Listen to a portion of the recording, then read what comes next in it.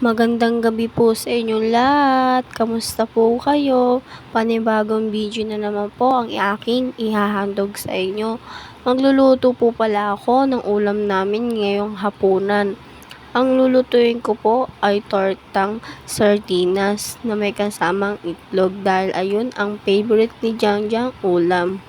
Hihiwain lang po natin ang sibuyas ng maliliit na peraso at ang bawang. Huwag nyo na lang po pansinin kung paano po ako mag-record ng video. Hindi pa po kasi dumarating yung in-order kong phone stand.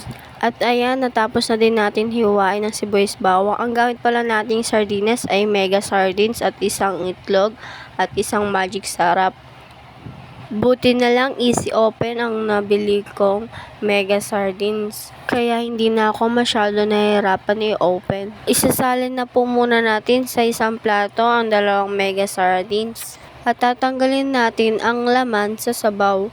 Kapag okay na, dudurugin na natin ang laman sa malalim na plato. Kapag nadurog na natin ang pino, isasabay na natin ang bawang at ang sibuyas. At sabay-sabay na natin sila paghahalu-haluin at isusunod ko na rin lalagay ang isang itlog. Kapag okay na, maglalagay na tayo ng 3 spoon ng harina. At pag ganyan na po ang itsura, okay na po iyan. Magpapainit na po tayo ng kaldero at maglalagay na rin po tayo ng kaunting mantika. At hihintay lang po natin uminit ang mantika. Ayan, okay na. Kaya maglalagay na tayo ng lulutuin. Hihintay lang po natin sila mag golden brown at maluluto na po ito.